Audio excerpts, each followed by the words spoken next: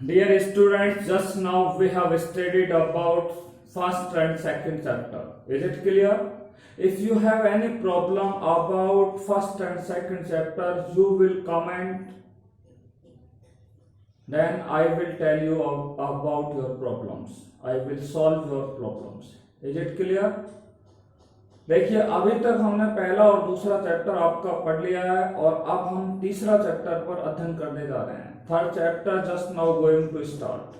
तीसरा चैप्टर अब स्टार्ट होने जा रहा है, तो let us start third chapter. Okay, तीसरे पार्ट का नाम है, तीसरे चैप्टर का नाम है परागण, निषेचन एवं भ्रूणपोष एवं भ्रूण का परिवर्धन, pollination, fertilisation and development of endosperm and embryo. Is it clear?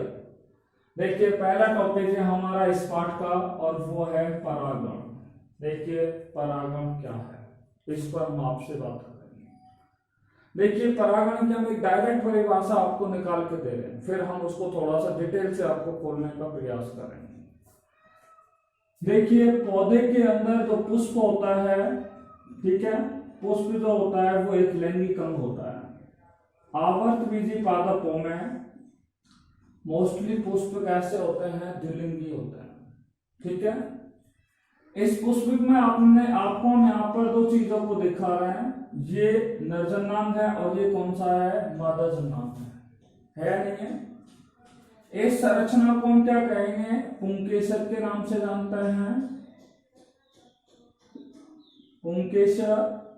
और इस कंप्लीट संरचना को अंडक के नाम से हम जानते हैं।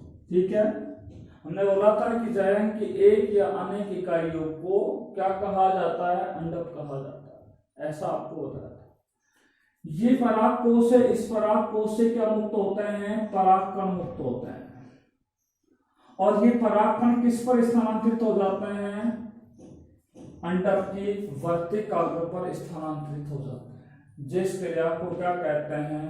परागण की क्रिया कहते हैं। अर्थात किसी पुष्प के पुंकेसर, किसी पुष्प के पुंकेसर के परागकोश से परागकण अंडक की वर्तिकाग्र पर स्थानांतरित होने की क्रिया को परागण कहते हैं। I think you will understand about the definition of pollination. हमने आपको बोला है कि पुष्प, कोई भी पुष्प है कि किसी भी पुष्प का पुंकेसर, और पुंकेसर का क्या है? परागकोश, और परागकोश से परागकण। ठीक है, परागकोश से परागकण क्या होता है? मुक्त होंगे, और मुक्त होने पर एक परागकण अंडक की वर्तिकाग्र पर क्या हो जाता है? स्थानांतरित हो जाते हैं, जिस क्रिया को क्या कहते हैं? परागण कहते हैं। तो परागण की परिभाषा आपकी समझ में आ गई। देखिए, किसी भी पुष्प का जो परागकोश होता है, किसी भी पुष्प का जो परागकोश होता है, उससे परागकण क्या होता है? मुक्त होता है। और ये मुक्त हुए परागकण जो होते हैं वो मादा जन्नांग, मादा जन्नांग की वर्तिकाग्र पर क्या हो जाते हैं? स्थानांतरित हो जाते हैं। मादा जन्नांग की किस पर स्थानांतरित हो जाते हैं? वर्तिकाग्र पर स्थानांतरित हो जाते हैं। और ये परागकण जो होते हैं वो मादा जन्नांग की वर्तिकाग्र पर विभिन्न माध्यमों के द्वारा क्या होते हैं? स्थानांतरित होते हैं। ये परागकण जो होते हैं वो वर्तिकाग्र पर, परागकण जो होते हैं वो वर्तिकाग्र पर विभिन्न माध्यमों के द्वारा क्या होते हैं? स्थानांतरित होते हैं। जैसे परागकण किन किन माध्यमों से स्थानांतरित होते हैं? परागकण जो होते हैं वो इस यहां से वर्तिकाग्र पर जल के माध्यम से क्या हो सकते हैं? स्थानांतरित हो सकते हैं। वायु के द्वारा स्थानांतरित हो सकते हैं, कीटों के द्वारा स्थानांतरित हो सकते हैं। इसके अलावा आपको हम बता दें, कीटों के अलावा चमगादड़ के द्वारा ये परागण हो सकता है, यानी कि परागकणों का स्थानांतरण चमगादड़ों के द्वारा हो सकता है, पक्षियों के द्वारा हो सकता है, घोंघों के द्वारा हो सकता है, चींटियों के द्वारा भी हो सकता है, या अन्य किसी जीव जंतु के द्वारा भी क्या होता है? परागण की क्रिया हो सकती है। तो ये क्या है कि परागकण जो होते हैं वो पुष्प की वर्तिकाग्र पर विभिन्न माध्यमों के द्वारा क्या हो सकते हैं? स्थानांतरित हो सकते हैं। Is it clear? देखिए, हम आपसे बात कर रहे हैं कि परागण कितने प्रकार का होता है। ठीक है, देखिए बात करते हैं टाइप ऑफ पॉलिनेशन, परागण के प्रकार। परागण के प्रकार, type of pollination. Type of pollination, देखिए परागण जो होता है वो मुख्य रूप से कितने प्रकार का होता है? 2 प्रकार का होता है। एक कहलाएगा स्वपरागण, सेल्फ पॉलिनेशन, सेल्फ पॉलिनेशन, और दूसरा कहलाएगा पर परागण। पर परागण जिसको बोलते हैं cross pollination. Self pollination and cross pollination. देखिए स्वपरागण की हम बात करने जा रहे हैं सबसे पहले कि स्वपरागण क्या है। ठीक है, इसको समझाने के लिए हम एक डायग्राम आपको यहाँ पे बना करके दिखा रहे हैं। ठीक है, ये एक पादप है। ठीक है,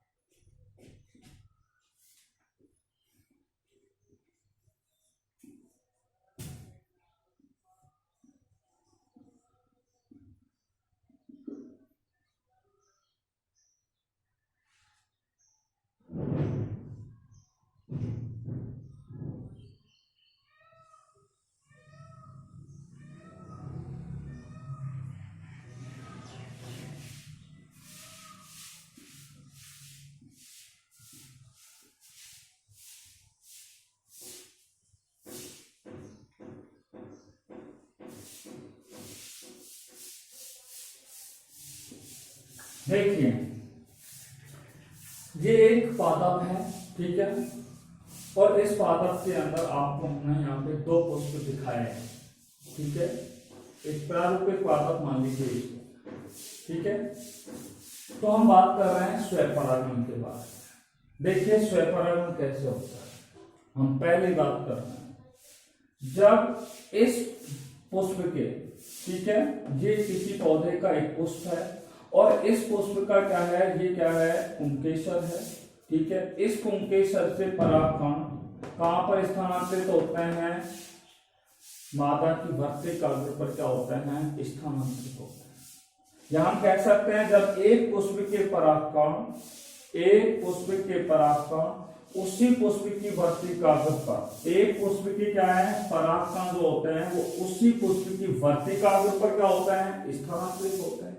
या फिर ध्यान से सुनना, दूसरा, पहली कंडीशन आपको बोल दिया, जब किसी पादप में, ध्यान से देखिए एक पादप है और पादप के किसी एक पुष्प में, ठीक है, पादप के क्या है, एक पुष्प में, अर्थात जब किसी पादप के एक पुष्प में परागकण उसी पुष्प की वर्तिकाग्र पर क्या हो जाते हैं? स्थानांतरित हो जाते हैं।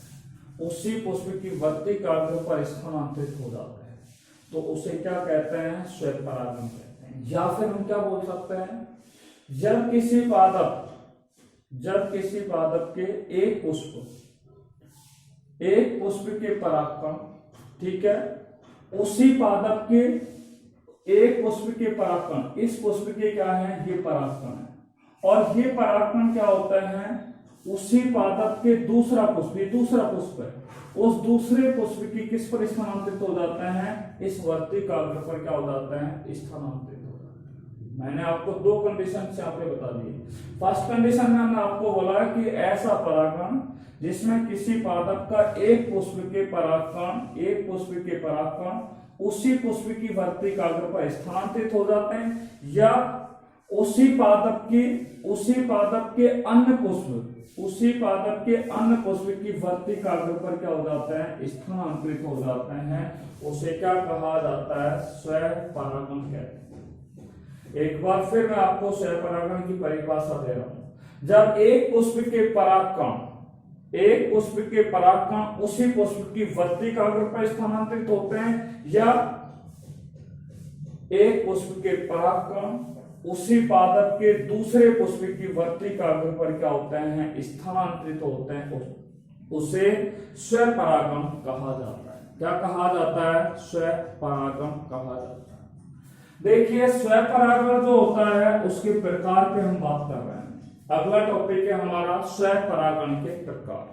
ठीक है, देखिए स्वपरागण जो होता है वो कितने प्रकार का होता है, 2 प्रकार का होता है। स्वपरागण कितने प्रकार का होता है, 2 प्रकार का। पहला होता है जिसको बोलते हैं स्वयुग्मन। इंग्लिश में इसको बोलते हैं ऑटोगैमी। किस नाम से जानते हैं, ऑटोगैमी के नाम से जानते हैं। ठीक है, दूसरा कहलाएगा सजात पुष्पी परागण, जिसको इंग्लिश में बोलते हैं जीटोनोगैमी के नाम से जानते हैं। जीटोनोगैमी जिसको बोलते हैं सजात पुष्पी परागण। सबसे पहले बात कर रहे हैं कि स्वयुग्मन क्या है, ऑटोगैमी क्या है, what is the meaning of autogamy. देखिए इस परिभाषा को हम बताते हैं, ध्यान से सुनना कि यहां पर क्या होगा। देखिए कि ये एक पौधा है, ठीक है, और इस पौधे के अंदर एक पुष्प है। जब एक पुष्प के परागकण, ये एक पुष्प है और इस पुष्प के जो परागकण होंगे वो परागकण उसी पुष्प की वर्तिकाग्र पर स्थानांतरित हो जाए। ध्यान से समझ आया। जब एक पुष्प के परागकण उसी पुष्प की वर्तिकाग्र पर स्थानांतरित हो जाए तो इस प्रकार के परागण को स्वयुग्मन कहते हैं। क्या कहते हैं, उसे स्वयुग्मन कहते हैं। अर्थात जब एक पुष्प के परागकण उसी पुष्प की वर्तिकाग्र पर स्थानांतरित हो तो उसे क्या कहा जाता है, स्वपरागण कहा जाता है। अर्थात इस प्रकार के पौधों में जो परागण होता है, ठीक है, इस प्रकार के पौधों में जो परागण होता है वो पुष्प अपने ही परागकणों द्वारा क्या होता है, परागित होता है। अर्थात जो पुष्प होता है, ये पुष्प अपने ही परागकणों द्वारा, ठीक है, क्या होता है, परागित होता है। पुष्प जो होता है वो अपने ही परागकणों के द्वारा क्या होता है, परागित होता है। अर्थात जैसे मटर का पौधा होता है, ठीक है, मटर के पौधे में क्या पाया जाता है, स्वयुग्मन पाया जाता है। बात समझ आ गई। दूसरी हम बात करते हैं सजात पुष्पी परागण। ठीक है, सजात पुष्पी परागण क्या है, ध्यान से सुनना। जब एक पुष्प के परागकण, देखिए इस पुष्प के क्या है, परागकण है। जब एक पुष्प के परागकण, यहां से परागकोश से परागकण क्या हुए, मुक्त हुए, और मुक्त होने के पश्चात इसी पौधे के अंदर दूसरा जो पुष्प होता है उस दूसरे पुष्प पर ये परागकण क्या हो जाते हैं, स्थानांतरित हो जाते हैं। किस पर हो जाए, दूसरे, एक पुष्प के परागकण उसी पौधे के दूसरे पुष्प के वर्तिकाग्र पर स्थानांतरित हो जाए तो उसे क्या कहा जाता है, सजात पुष्पी परागण कहते हैं। क्या कहते हैं, सजात पुष्पी परागण कहते हैं। तो हमने दोबारा परिभाषा एक बार ध्यान से सुनिएगा। जब एक पुष्प के परागकण उसी पादप के दूसरे पुष्प की वर्तिकाग्र पर स्थानांतरित होने की क्रिया को ही क्या कहा जाता है, सजात पुष्पी परागण कहते हैं। I think all of you understand about the definition of जीटोनोगैमी। ठीक है, ये परागकण जो होता है, ये परागकण किसमें होता है, एक ही पौधे पर कितने पुष्प स्थित हैं, यहाँ पर 2 पुष्प स्थित हैं। एक ही पौधे पर स्थित 2 पुष्प होते हैं और उन 2 पुष्पों के मध्य, 2 अलग अलग पुष्पों के मध्य क्या होता है, परागण होता है। क्या होता है, इस प्रकार का जो परागण होता है वो एक ही पौधे पर स्थित दो अलग अलग पुष्पों के मध्य क्या होता है, परागण होता है। सुनना आगे, देखिए आपको हम इसके बारे में कुछ बता रहे हैं। सजात पुष्पी जो पादप होते हैं, सजात पुष्पी जो पादप होते हैं, ठीक है, यानी कि सजात पुष्पी जो परागण होता है वो आनुवंशिक दृष्टि से, सजात पुष्पी परागण जो होता है, ये सजात पुष्पी परागण जो होता है वो आनुवंशिक दृष्टि से कैसा होता है, जेनेटिकल व्यू में कैसा होता है, स्वपरागण होता है।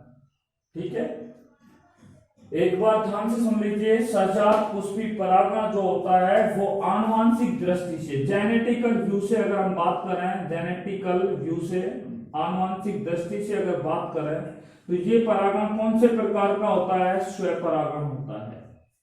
परंतु पारिस्थितिक दृष्टि से देखा जाए, ठीक है, इकोलॉजिकल व्यू से अगर इसको देखा जाए तो हमारे अधिकांश वैज्ञानिक, अधिकांश वनस्पति वैज्ञानिक ये मानते हैं कि ये कौन सा परागण होता है, पर परागण होता है।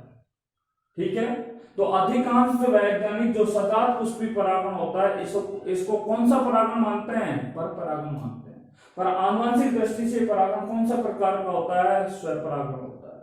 पारिस्थितिक दृष्टि से अधिकांश वैज्ञानिक इसको कौन सा परागण मानते हैं, पर परागण मानते हैं। बात क्लियर, सुनना आगे होगी। देखिए अब हम बात करने जा रहे हैं परागण, स्वपरागण के लिए अनुकूलन या युक्तियां। स्वपरागण के लिए कौन कौन से अनुकूलन होते हैं, कौन कौन सी युक्तियां होती हैं, उन पर हम चर्चा करने जा रहे हैं।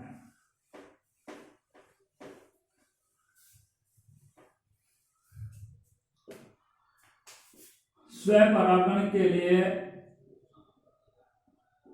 स्वपरागण के लिए अनुकूलन, अनुकूलन या युक्तियां।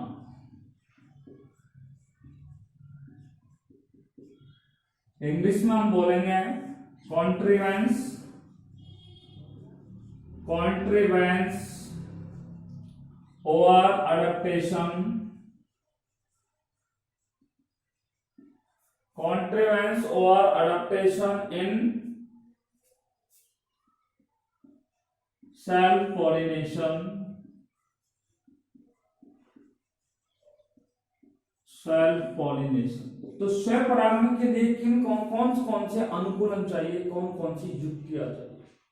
देखिए स्वपरागण उन्हीं पादपों में हो सकता है जिनमें, जो पौधे या जिन पादपों में पुष्प जो होता है वो कैसा होता है, द्विलिंगी होता है। अर्थात स्वपरागण के लिए पुष्प कैसा होना चाहिए, द्विलिंगी या उभयलिंगी होना चाहिए, द्विलिंगी या उभयलिंगी होना चाहिए। अब क्लियर समझ आ गई। देखिए हम कह सकते हैं कि जो स्वपरागण होता है इसमें सामान्यतः पुष्प कैसे होते हैं, द्विलिंगी होंगे या उभयलिंगी, जैसे मटर का पौधा। इसलिए हमारे यहाँ पर एक स्वपरागण के लिए अनुकूलन निकल के आया कि स्वपरागण के लिए पुष्प कैसा होना चाहिए, उभयलिंगता होनी चाहिए, यानी कि पुष्प उभयलिंगी होना चाहिए या द्विलिंगी होना चाहिए, बाइसेक्सुअलिटी होनी चाहिए, बाइसेक्सुअलिटी होना चाहिए। ठीक है, तो पादप सामान्यतः कैसे होने चाहिए, या तो द्विलिंगी होने चाहिए या फिर कैसे होने चाहिए, उभयलिंगी होने। नंबर एक बात। देखिए दूसरी बात पे हम चर्चा कर रहे हैं, दूसरे अनुकूलन पे, जिसको बोलते हैं समकाल पक्वता, समकाल पक्वता। इंग्लिश में समकाल पक्वता को बोलते हैं होमोगेनी। देखिए वैसे नाम से भी आपको पता लग रहा है, सम का मतलब होता है समान, काल का अर्थ होता है अवधि, पक्वता का अर्थ होता है परिपक्वन, परिपक्वन या परिपक्व होना। अब परिपक्व कौन होता है, पुष्प में क्या होता है, पुष्प उभयलिंगी होता है, और उभयलिंगी जब पुष्प होगा या द्विलिंगी पुष्प होगा तो वहां पे एक नरजन्नांग होगा, दूसरा कौन सा होगा, मादाजन्नांग होगा। अर्थात वहां पे परिपक्वन किनका होगा, पुंगुम का होगा या फिर किसका होगा, जायंत का होगा। इसका मतलब है पुंगुंग और जायांग के परिवर्धन की अवधि या परिपक्वन की अवधि कैसी होनी चाहिए, समान होनी चाहिए। पुंगुंग और जायांग के परिवर्धन की अवधि कैसी होनी चाहिए, समान होनी चाहिए। उसे क्या कहते हैं, समकालपक्वता कहते हैं। अर्थात वे पादप जिनमें पुंगुंग एवं जायांग का जो परिवर्धन होता है या उनका परिवर्धन होता है वो एक साथ होता है या एक समान अवधि के रूप में होता है, उसे क्या कहा जाता है, समकालपक्वता कहते हैं। समकालपक्वता में आपको दो उदाहरण बता रहे हैं, जैसे एवरग्रीन नाम सुना होगा, सदाबहार। सदाबहार को कैथरैंथस के नाम से जाना जाता है, कैथरैंथस के नाम से जाना जाता है, कैथरैंथस सदाबहार का पौधा होता है। उनके पुष्पों के अंदर परिपक्वन जो होता है, पुंगुंग और जायांग का जो परिपक्वन होता है वो समान अवधि में होता है, एक साथ होता है। इसलिए ये क्या है, समकालपक्वता किसमें पाई जाती है, सदाबहार के पादपों में पाई जाती है। दूसरा मैं आपको बता दूं, मीराबीलस जलापा, आपने नाम सुना होगा, मीराबीलस जलापा, जिसको गुल अब्बास के नाम से जानते हैं। किस नाम से जानते हैं, मीराबीलस को गुल अब्बास के नाम से जानते हैं। गुल अब्बास नहीं कहें तो इसका एक दूसरा नाम है जिसे 4 o'clock के नाम से जाना जाता है। किस नाम से जाना जाता है, 4 o'clock के नाम से। मीराबीलस का जो पादप होता है, मीराबीलस जलापा का जो पौधा होता है, उसके अंदर पुंगुंग और जायांग का जो परिवर्तन होता है, परिपक्वन होता है, उसकी अवधि कैसी होती है, समान होता है। ठीक है, उसे क्या कहा जाता है, समकालपक्वता कहते हैं। समकालपक्वता की परिभाषा क्या हुई कि वे पादप जिनमें पुंगुंग एवं जायांग का जो परिवर्तन होता है या उनका परिपक्वन की अवधि होती है वो कैसी होती है, समान होती है, उसे समकालपक्वता कहते हैं। आपने देखा कि स्वपरागण के लिए पुष्प कैसा होना चाहिए, ये पहला अनुकूलन है कि पुष्प का कैसा होना चाहिए, उभयलिंगी होना चाहिए। उभयलिंगी होगा तभी उन पादपों में स्वपरागण हो पाएगा, अन्यथा नहीं हो पाएगा। यानी कि द्विलिंगी होना चाहिए तभी हो पाएगा। दूसरी बात है समकालपक्वता, पुष्प कैसा होना चाहिए कि उसके अंदर जायांग और पुंगुंग का परिवर्तन काल कैसा होना चाहिए, समान होना चाहिए। अगर जायांग का परिवर्तन पहले हो जाएगा, पुंगुंग का परिवर्तन बाद में होगा, तो ऐसी स्थिति में उन पादपों में स्वपरागण की क्रिया नहीं हो पाएगी, या उनमें पुंगुंग का निर्माण पहले हो जाए, जायांग का निर्माण बाद में हो जाएगा, तब भी उनमें क्या है, उनमें स्वपरागण की क्रिया नहीं हो पाएगी। इसलिए स्वपरागण के लिए आवश्यक अनुकूलन है कि वहां पर दोनों जनकों का, ठीक है, दोनों जन्नांगों का परिपक्वन या परिवर्तन की अवधि जो होती है वो कैसी होनी चाहिए, समान होनी चाहिए। कैसी होनी चाहिए, समान होनी चाहिए। तो होमोगैमी आप समझ आ गई होगी समकालपक्वता के बारे में। तीसरे बिंदु पर हम जो चर्चा करने जा रहे हैं उस पर ध्यान से सुनना। कई बार ये बोर्ड एग्जाम में पूछ भी लिया गया है, अनुन्नमिलता। अनुन्नमिलता इंग्लिश में इसको बोलते हैं क्लिस्टोगैमी। क्लिस्टोगैमी के नाम से इसे जानते हैं। क्लिस्टोगैमी क्या है, ध्यान से सुनना। आपको बता दें कि कुछ ऐसे पादप होते हैं जिनके पुष्प, ठीक है, कभी खुलते नहीं है, अर्थात जिनके पुष्प हमेशा कैसे रहते हैं, बंद रहते हैं। ऐसे पादप जिनके पुष्प हमेशा कैसे रहते हैं, बंद रहते हैं, केवल उन्हीं पादपों में क्या होता है, स्वपरागण होता है। अर्थात स्वपरागण के लिए ये बात भी खास अनिवार्य है कि वो पादपों के पुष्प कैसे होने चाहिए, हमेशा बंद होने चाहिए। ठीक है, पौधा द्विलिंगी होना चाहिए, समकालपक्वता होनी चाहिए, और केवल पुष्प कैसे होने चाहिए, हमेशा कैसे होने चाहिए, बंद होने चाहिए। तो अनुन्नमिलता किसे कहते हैं, तो आप लिखेंगे ऐसे पादप जिनके पुष्प हमेशा कैसे रहते हैं, बंद रहते हैं, केवल उन्हीं पादपों में क्या होता है, स्वपरागण की क्रिया होती है। जैसे मैं आपको बता दूं कनकोआ। कनकोआ, ये कनकोआ का जो पौधा होता है, ठीक है, इनके अंदर अनुन्नमिलता पाई जाती है, अर्थात इनके पुष्प हमेशा बंद रहते हैं।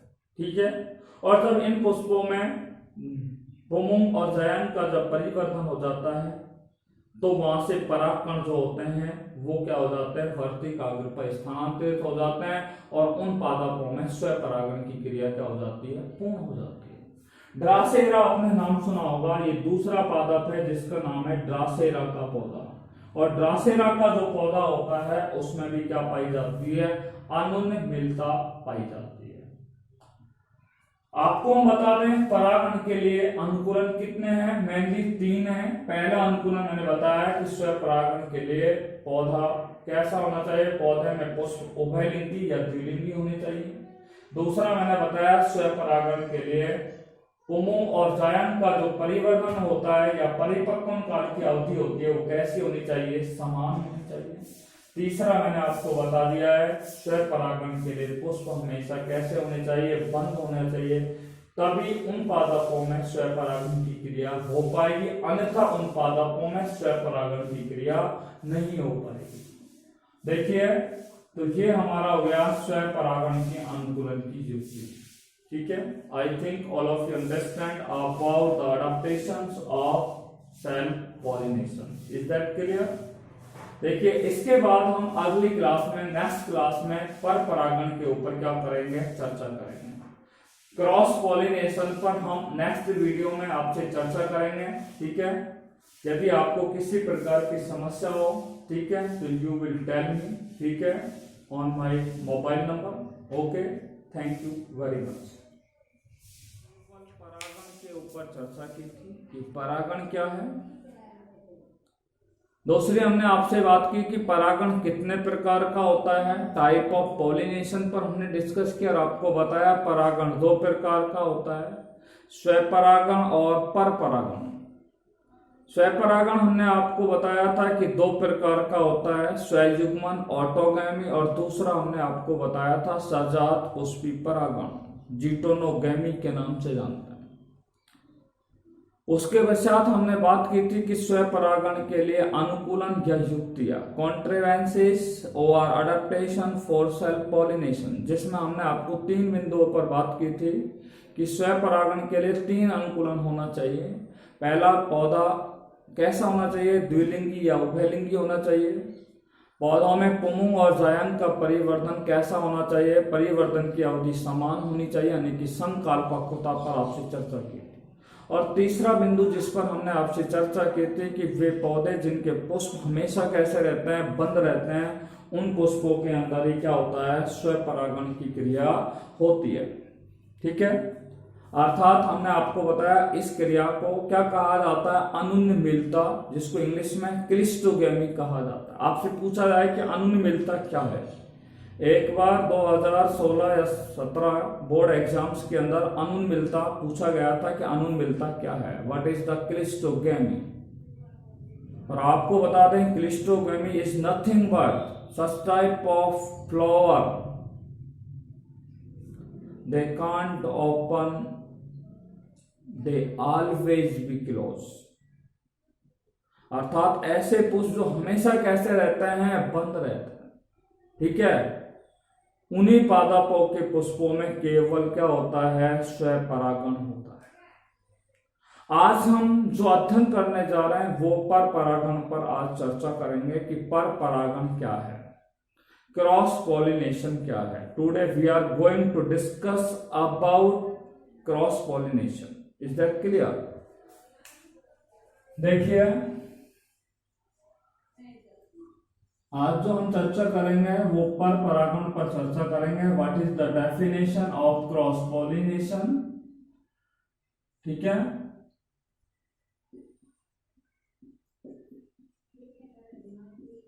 देखिए पर परागण पर हम बात कर रहे हैं।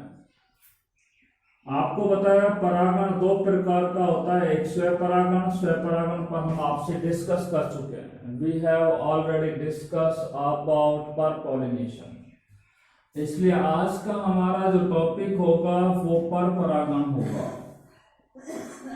ठीक है, क्रॉस पॉलिनेशन होगा हमारा आज का टॉपिक, क्रॉस पॉलिनेशन।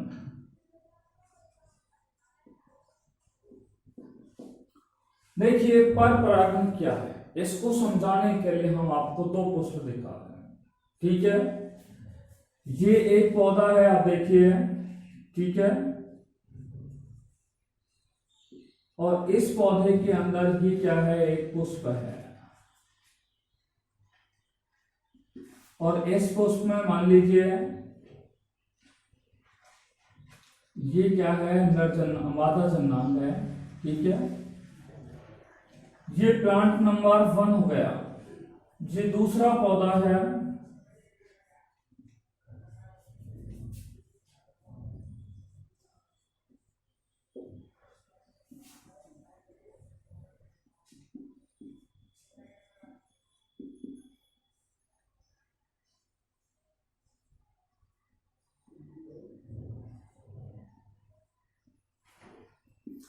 ये दूसरा पुष्प है जिसमें हमने आपको दिखा रहे हैं इस तरीके से,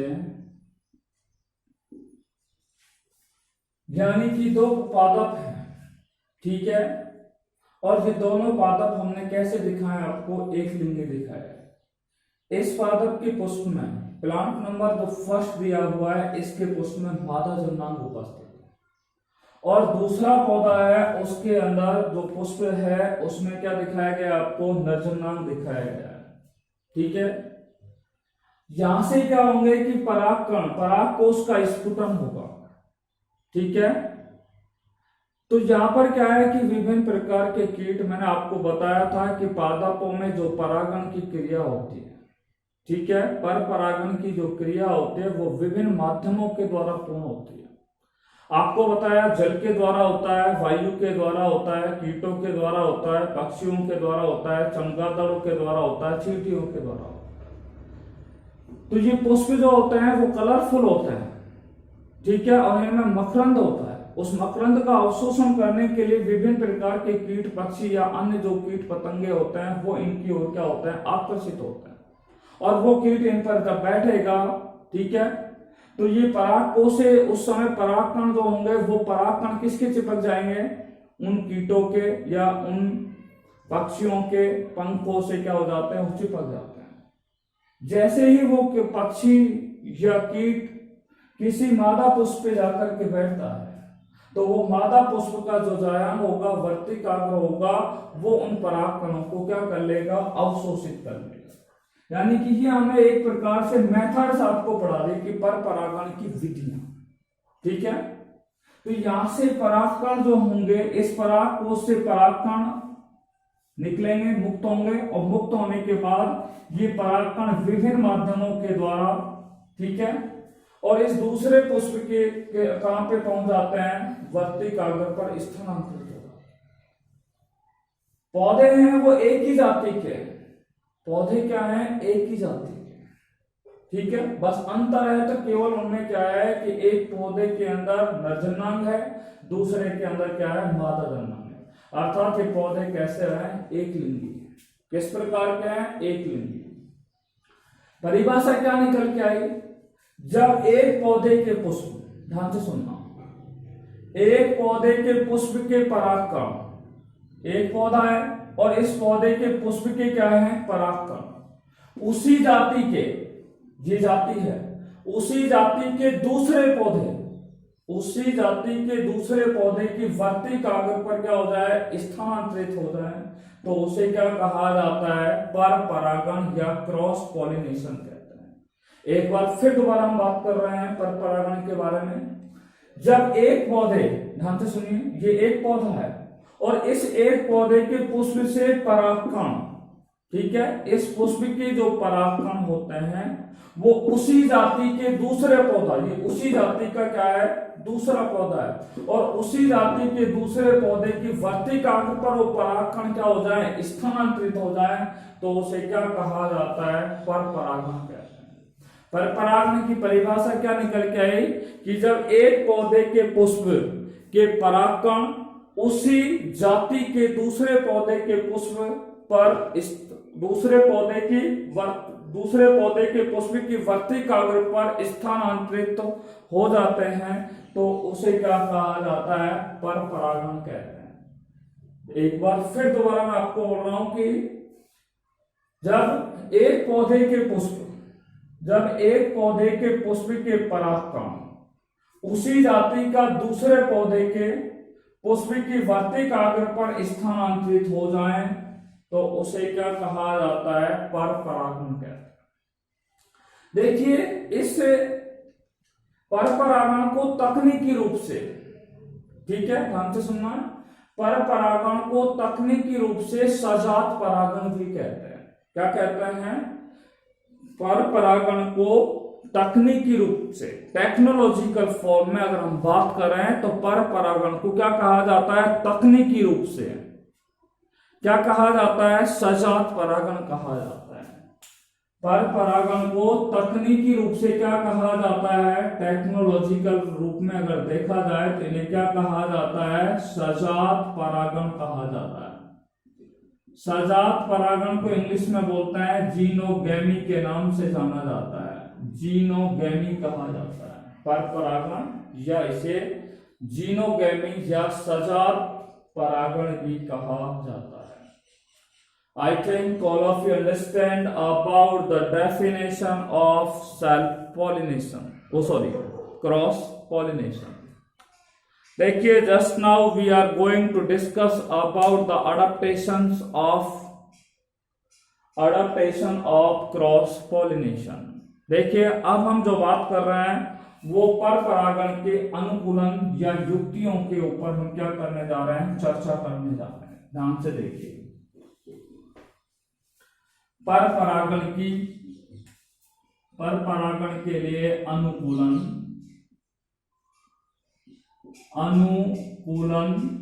या युक्तियां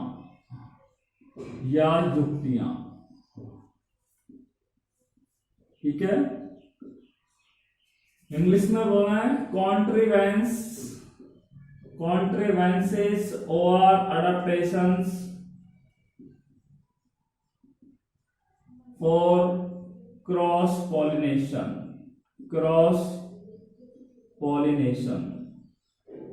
पर परागण के लिए किसकी क्या बात कर रहे हैं? पर परागण के लिए अनुकूलन या युक्तियों पर हम बात कर रहे हैं। देखिए, पहला अनुकूलन क्या होना चाहिए? किसी भी पौधे में परागण होगा, कौन सा परागण होगा? पर परागण होगा।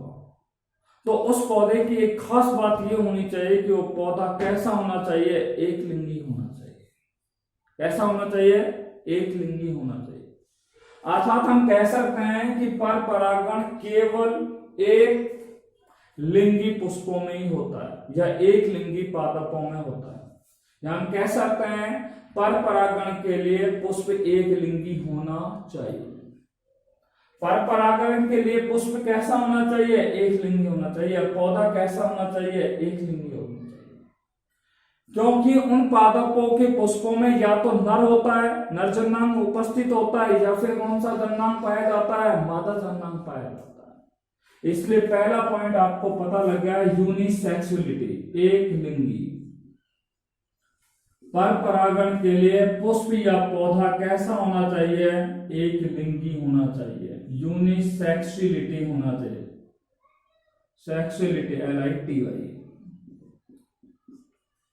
पौधा कैसा होना चाहिए? पौधे के पुष्प, ठीक है, कैसे होने चाहिए? एक लिंगी होने चाहिए।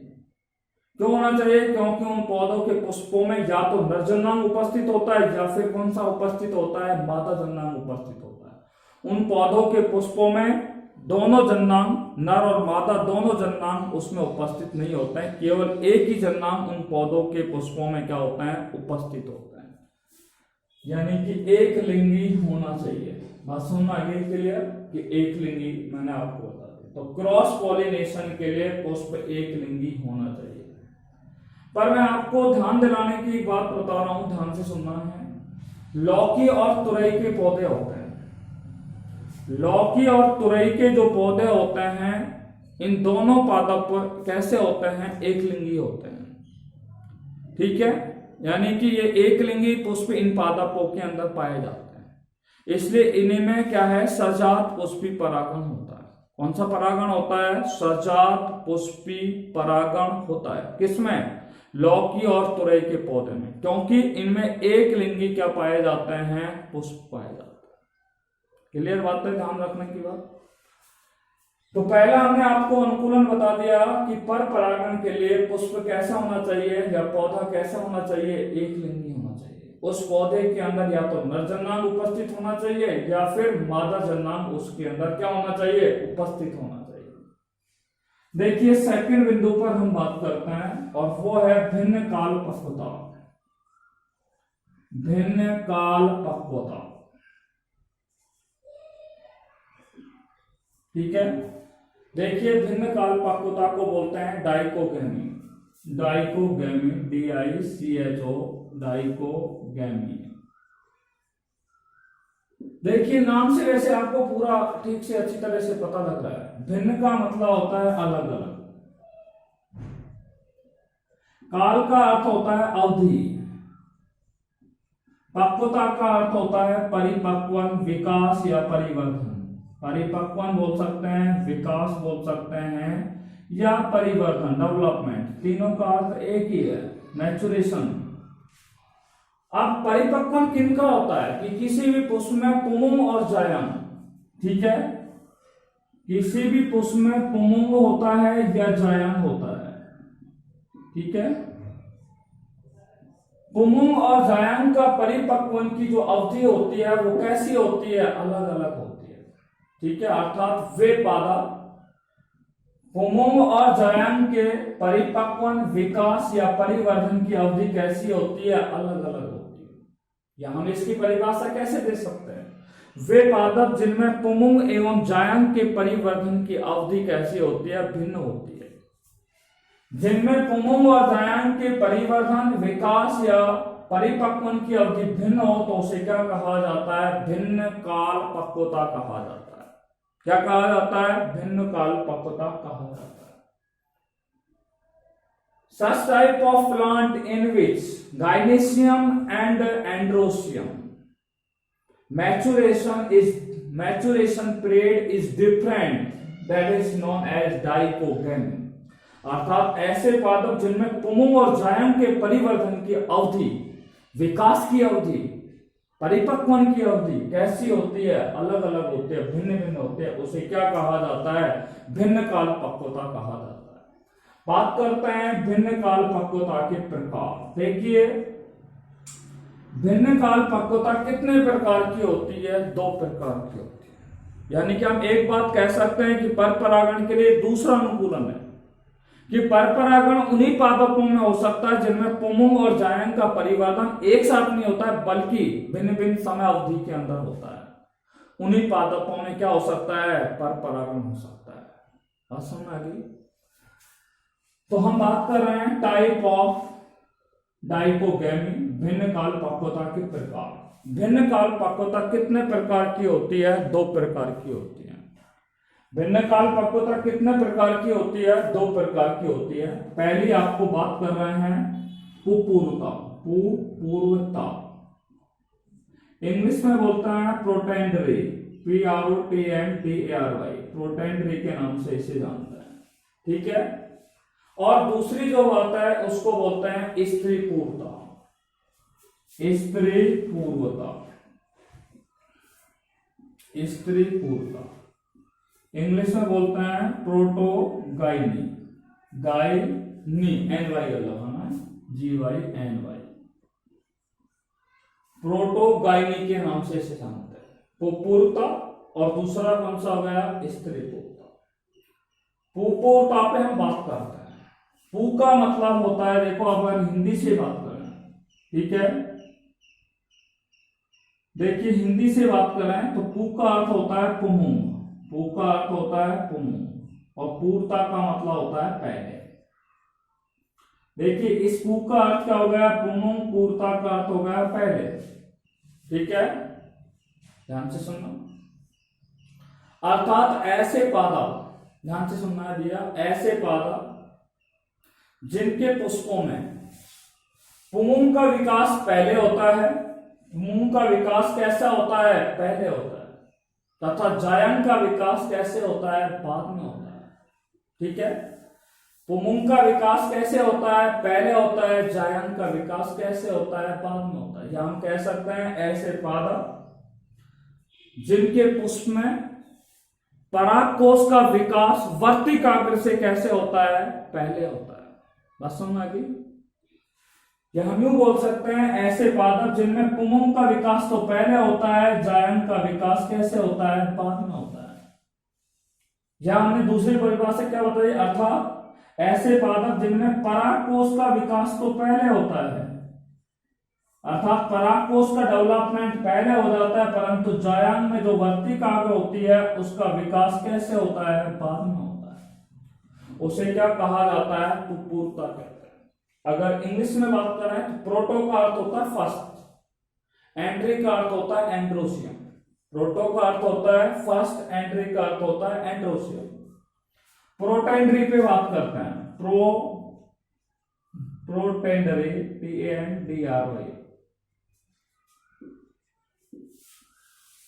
प्रोटो का अर्थ होता है फर्स्ट, एंड्री का अर्थ होता है एंड्रोसियम।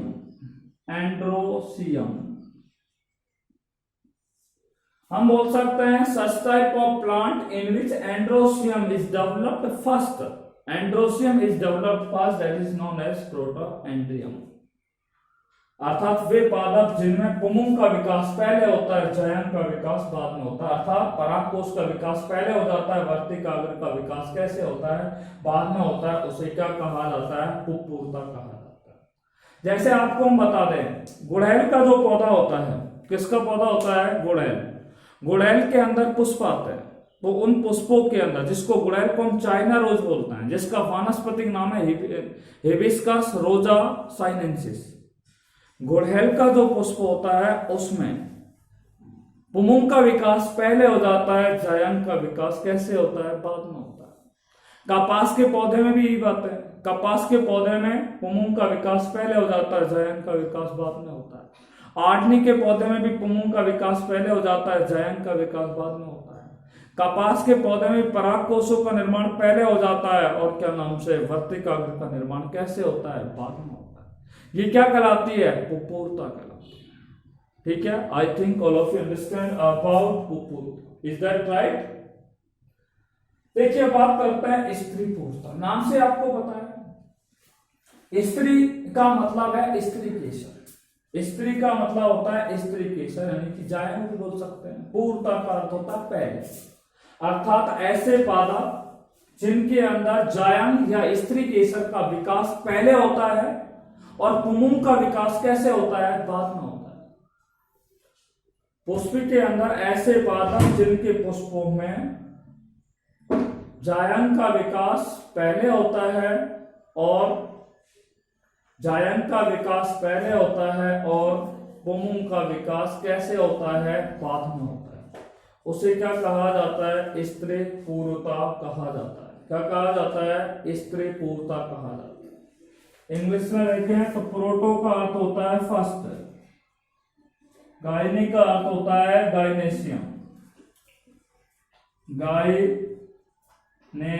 गायनोसियम। फर्स्ट का अर्थ होता है पहला, गायनेशियम का अर्थ होता है जायंग। ऐसे पादप जिनमें जायंग का विकास कैसे होता है? पहले होता है। ठीक है, हम बोल सकते हैं such type of plant in which gynoecium is developed first is known as protogyny। ऐसे पादप जिनमें जायंग का विकास या वर्तिकाग्र का विकास पहले होता है, और पुंगम या परागकोश का विकास कैसे होता है? बाद में होता है। उसे क्या कहा जाता है? स्त्री पूर्ता। पुपूर्ता में आपको समझ आ गया कि पुंगम का विकास पहले होगा, जायंग का बाद में होगा। स्त्री पूर्ता में जायंग का विकास पहले होगा, और पुंगम का विकास क्या होगा? बाद में होगा। आई think all of you understand. Okay, देखिए, इसके बाद हमने अभी तक केवल 2 अनुकूलनों पर, परागकण के लिए 2 अनुकूलों पर हम चर्चा कर चुके हैं। अब हम तीसरे अनुकूलन पर आपसे बात करने जा रहे हैं, और वो है हमारा तीसरा अनुकूलन, जिस पर हम आपसे बात करने जा रहे हैं।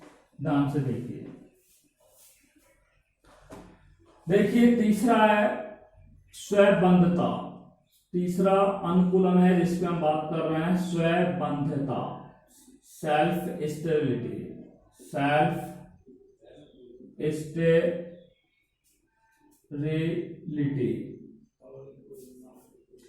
स्वयंबद्धता क्या है, इसमें हम आपसे बात करते हैं। स्वयंबद्धता क्या है, ठीक है। देखिए कुछ पौधे ऐसे होते हैं, खास तौर से मैं आपको बता दूं, जैसे राखी बेल का पौधा है, या अंगूर है, या पिटूनिया का पौधा होता है, इनके पुष्पों के अंदर, ठीक है, इनके पुष्पों के अंदर, ठीक है, जैसे मैं आपको बता रहा हूं,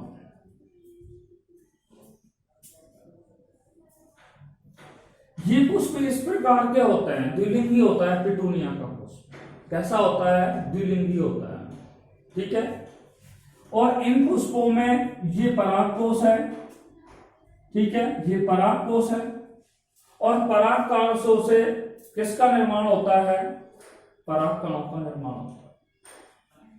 ये मान लीजिए पिटूनिया का पुष्प है, पिटूनिया के अंदर ये जो पुष्प होता है, ठीक है, पुष्प में क्या है, नरचंदन होता है, यानी कि परागकोश होता है। इस परागकोश से क्या होते हैं, परागकण क्या होते हैं, विकसित होते हैं, ठीक है। अर्थात कुछ पौधों के पुष्पों में, कुछ पौधों के पुष्पों में स्वयं के द्वारा विकसित जो परागकण होते हैं, वो उसी पुष्प की वर्तिकाग्र पर, उसी पुष्प की कहां पर पहुंच जाते हैं, वर्तिकाग्र पर पहुंच जाते हैं, ठीक है। और वर्तिकाग्र पर पहुंचने के पश्चात यहां पे पहुंच गए, फिर भी ये परागकण जो होते हैं वो इस वर्तिकाग्र पर अंकुरित नहीं होते हैं। अर्थात यहां पर परागकण जो है वो स्वयं कैसे होते हैं, बंद होते हैं।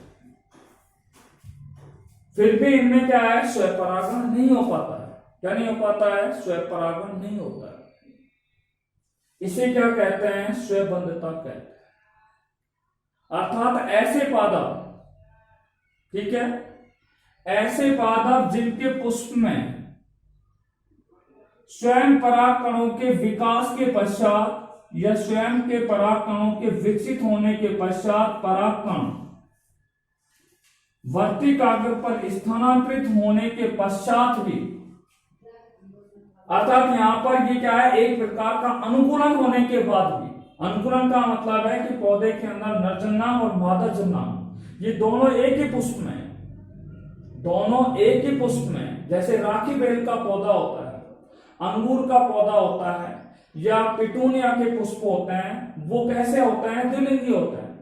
और उन पुष्पों के अंदर द्विलिंगी होने के बावजूद भी उनके अंदर क्या है कि जो परागकोश होता है उससे परागकणों का विकास होता है, और वो परागकण कहां पे स्थानांतरित हो जाते हैं, मादा जायंग की वर्तिकाग्र पर स्थानांतरित होने के बाद भी। यानी कि यहाँ पे अनुकूलन है, पौधा एक लिंगी नहीं है बल्कि कैसा है, द्विलिंगी है। ये एक अनुकूलन है, यहाँ पे द्विलिंगी होने के बाद भी परागकण यहाँ से यहाँ तक स्थानांतरित हो रहे हैं, और स्थानांतरित होने के बाद भी परागकण क्या है, अंकुरित नहीं होते हैं। अर्थात ये परागकण कैसे होते हैं, स्वयं कैसे होते हैं, बंद होते हैं, ठीक है। उसे क्या कहा जाता है, स्वयंबद्धता कहते हैं।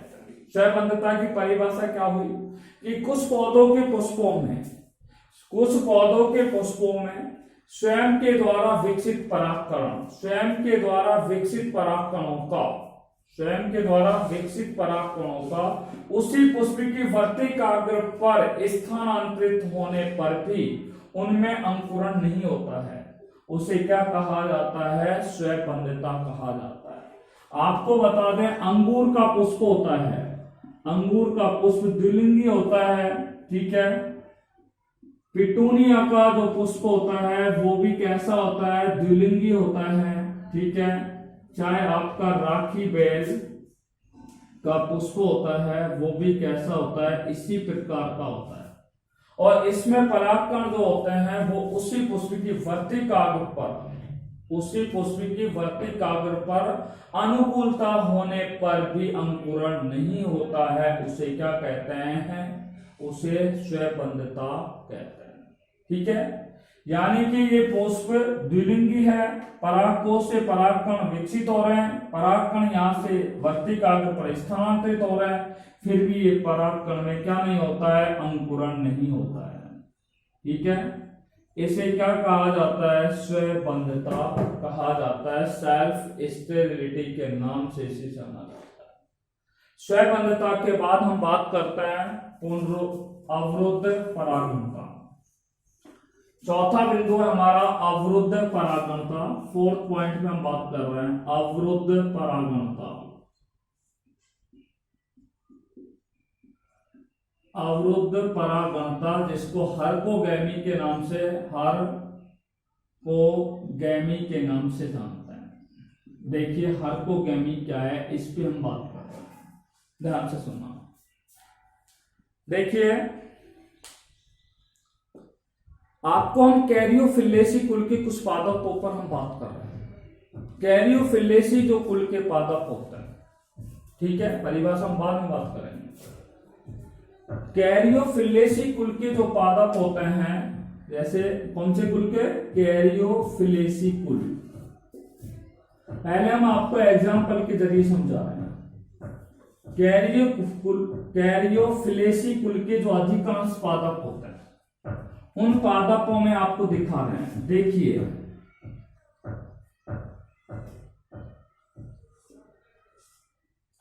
इस तरीके से ये वर्तिकाग्र होता है, ये क्या होता है? वर्तिका होती है, ठीक है। यहां पे आप देखिए कि कैरियोफिलेसी कुल के पादपों में क्या होता है।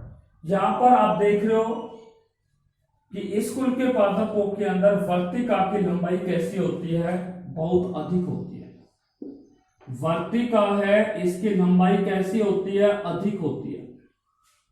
वर्तिका की जब लंबाई अधिक है यहाँ पे, और परागकोश जो होता है उसका आकार वर्तिका की तुलना में काफी कैसा होता है? छोटा होता है, ठीक है।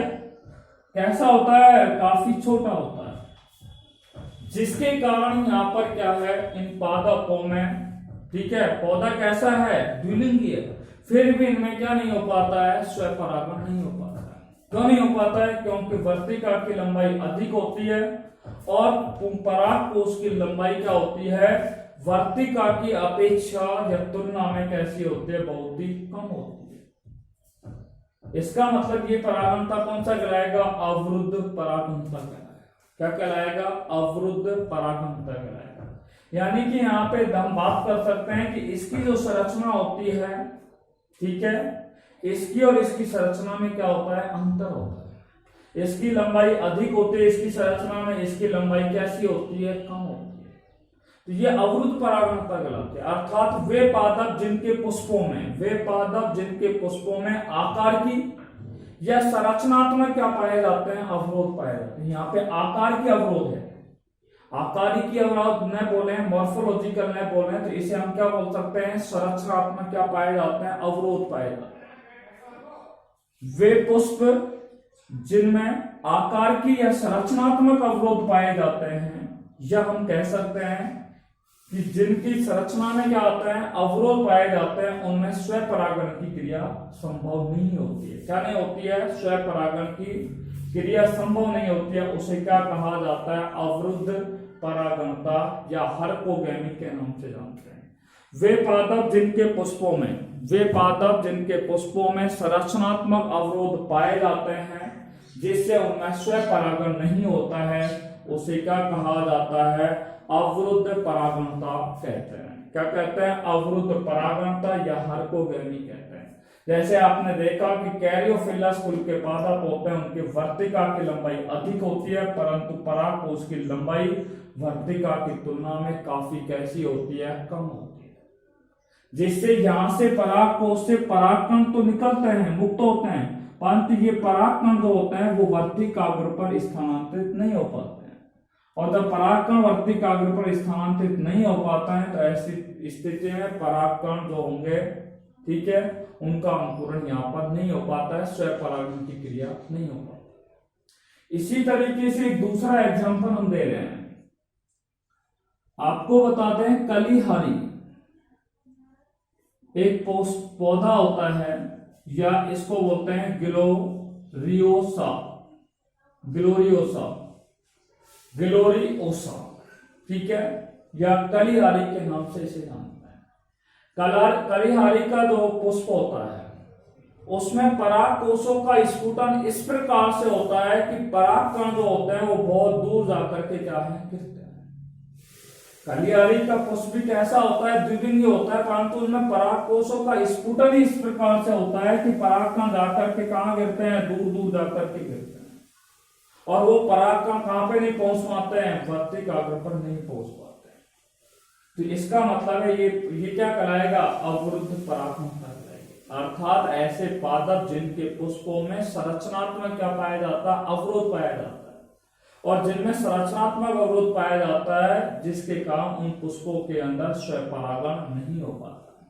ये चौथा हो गया हमारा अवरुद्ध परागणता। देखिए अवरुद्ध परागणता के बाद पांचवें अनुकूलन पर हम चर्चा करने जा रहे हैं कि पांचवा अनुकूलन क्या है।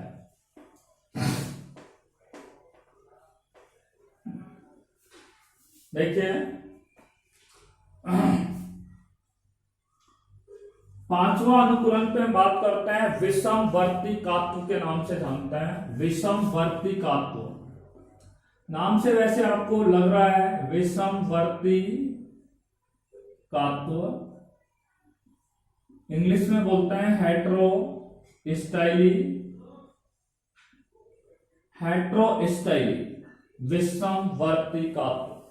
ठीक है, देखिए कुछ पौधे ऐसे होते हैं जिनमें दो प्रकार के पुष्प पाए जाते हैं। जैसे मैं आपको एक एग्जांपल दे रहे हैं, प्रीमूला।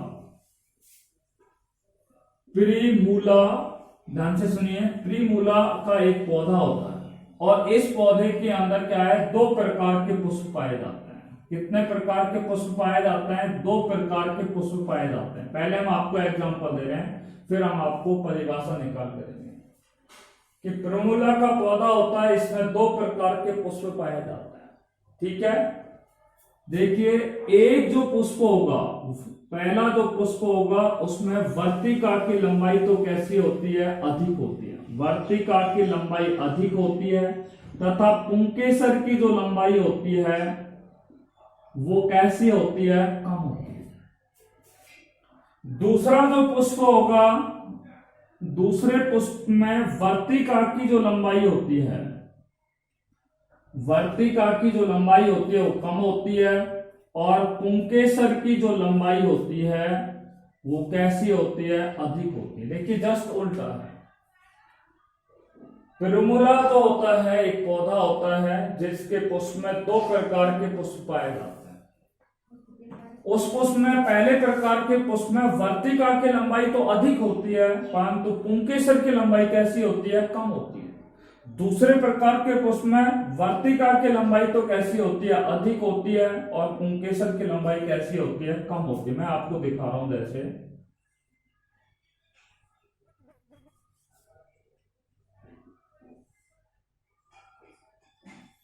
ये तो वर्तिका हो गई, इसकी लंबाई यहां पे अधिक है। ठीक है, तथा पुंकेसर की लंबाई कैसी होती है, कम होती है। तो ये तो फर्स्ट प्रकार का फ्लावर होगा, फ्लावर F1 लिख दिया। ठीक है, दूसरा प्रकार का पुष्प कैसा होगा, ध्यान से देखिए, इस तरीके का होगा।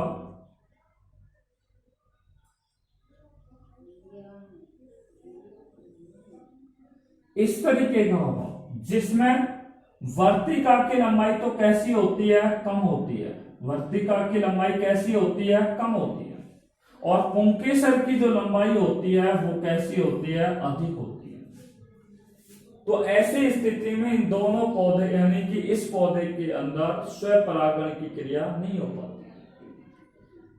जब स्वपरागण की क्रिया नहीं हो पाती है तो यहाँ पे पराग कणों का अंकुरण नहीं हो पाता, जिसे क्या कहा जाता है, विषमवर्तिकात्व कहा जाता है। क्या कहा जाता है, विषमवर्तिकात्व कहा जाता है। अर्थात विषमवर्तिकात्व की क्या परिभाषा निकल के आई कि वे पादप जिनमें दो प्रकार के क्या पाए जाते हैं, पुष्प पाए जाते हैं। कितने प्रकार के पुष्प पाए जाते हैं, दो प्रकार के पुष्प पाए जाते हैं। उन पादपों में एक पुष्प की वर्तिका की लंबाई अधिक होती है तथा पुंकेसर की लंबाई कैसी होती है, कम होती है। परंतु दूसरा जो पुष्प होता है उसमें वर्तिका की लंबाई अधिक होती है, पुंकेसर की लंबाई कैसी होती है, कम होती है, जिसके फलस्वरूप उन पुष्पों के अंदर, उन पादपों के पुष्पों में स्वपरागण नहीं हो पाता है। और स्वपरागण नहीं होता है इसके कारण, ठीक है, उन पादपों में परागकणों का अंकुरण नहीं हो पाता, जिसे क्या कहा जाता है, विषमवर्ती काव्य कहते हैं। क्या कहता है, विषमवर्ती काव्य। विषमवर्ती काव्य की परिभाषा क्या हुई कि वे पादप जिनमें दो प्रकार के पुष्प पाए जाते हैं, उन पादपों में एक पुष्प में क्या पाया जाता है, वर्तिका की लंबाई अधिक होती है, पुंकेसर की लंबाई कम होती है, परंतु दूसरे पुष्प में वर्तिका की लंबाई कम होती है, पुंकेसर की लंबाई कैसी होती है, अधिक होती है, जिसके फलस्वरूप उनमें स्वपरागण की क्रिया नहीं होती है। ठीक है, एग्जाम्पल मैंने आपको बता दिया, प्रीमूला का जो पादप होता है वो इसी प्रकार का होता है। इसलिए पर परागण के लिए हमने आपको 5 प्रकार के अंकुरण बता दिए। पहला आपको बताया, पर परागण के लिए पुष्प कैसा होना चाहिए, एकलिंगी होना चाहिए, अर्थात उस पादप के पुष्प में या तो नर जन्नांग उपस्थित होगा या मादा जन्नांग होगा। दूसरा हमने आपको बता दिया भिन्न काल पक्वता, आपको बताया कि ऐसे पादप जिनमें पुमुंग या जायांग का विकास, पुमुंग और जायांग का जो परिवर्धन या परिपक्वन होता है उसकी अवधि कैसी होती है, भिन्न होती है। भिन्न काल पक्वता 2 प्रकार की होती है, पुपूर्ता और स्त्रीपूर्ता। पुपूर्ता हमने आपको बता दी कि वे पादप जिनके पुष्पों में पुमुंग का विकास पहले हो जाता है, परागकोश का विकास पहले हो जाता है, जायांग या वर्तिका का विकास बाद में होता है। स्त्रीपूर्ता वे पादप जिनमें पुमुंग का विकास बाद में होता है, ठीक है, जायांग या वर्तिकाग्र का विकास पहले होता है, उसे क्या कहा जाता है, स्त्रीपूर्ता कहते हैं। स्वबंधता हमने आपको बता दी कि ऐसे पादप, ठीक है, जिनका पुष्प जो होता है उस पुष्प में क्या है, परागकणों का विकास होता है, परागकण उसी पौधे की वर्तिकाग्र पर क्या हो जाते हैं, स्थानांतरित होने के पश्चात भी उन परागकणों में अंकुरण नहीं होता है, जिससे उन पादपों में स्वपरागण की क्रिया नहीं हो पाती है, जिसे क्या कहा जाता है, स्वबंधता कहते हैं। अर्थात इस प्रकार के परागणों में क्या पाई जाती है, स्वबंधता पाई जाती है। अवरुद्ध परागणता मैंने आपको बता दी कि ऐसे पादप जिनके पुष्पों के अंदर क्या पाई जाती है, संरचनात्मक रूप से क्या पाए जाते हैं, अवरोध पाए जाते हैं। जैसे मैंने कैरियोफिलस का एग्जांपल दिया कि उन पादपों के अंदर, कैरियोफिलस जो पादप होते हैं उन पौधों के अंदर वर्तिका की जो लंबाई होती है वो पुंकेसर की तुलना में या परागकोश की तुलना में कैसी होती है, अधिक होती है। विषमवर्तिका तो मैंने आपको बताया कि वे पादप जिनके अंदर 2 प्रकार के पुष्प पाए जाते हैं। पहला प्रकार के पुष्प में वर्तिका की लंबाई अधिक होती है, पुंकेसर की लंबाई कम होती है। दूसरे प्रकार के पुष्प में वर्तिका की लंबाई अधिक होती है, पुंकेसर की लंबाई कम होती है, जिसके फलस्वरूप उनमें स्वपरागण नहीं होता है। देखिए, just now we have studied about 2 teaching points. परागण क्या है, परागण कितने प्रकार का होता है। हम यहाँ पे अब तक 2 बातों पर, 2 बिंदुओं पर अध्ययन कर चुके हैं। परागण क्या है, परागण कितने प्रकार का होता है, ठीक है, और परागण में भी हम बात कर चुके हैं कि स्वपरागण और पर परागण के लिए क्या अनुकूलताएं होनी चाहिए, क्या युक्तियां होनी चाहिए। व्हाट आर द कॉन्ट्रीवेंसेस और अडेप्टेशंस फॉर सेल्फ पॉलिनेशन और क्रॉस पॉलिनेशन, ठीक है। नेक्स्ट क्लास में हम आपको बताएंगे कि पर परागण की विधियां, ठीक है, मेथड्स ऑफ क्रॉस पॉलिनेशन पर हम क्या करेंगे, चर्चा करेंगे। All of you download our notes from the PDF file. Okay? If you have any problem, you will contact on my mobile number. And during the teaching practice, we can give our lecturer on the behalf of NCERT book, RBSE book, NEET, and other higher classes book. Okay, if you have any problem, you will contact me. Thank you very much. Okay.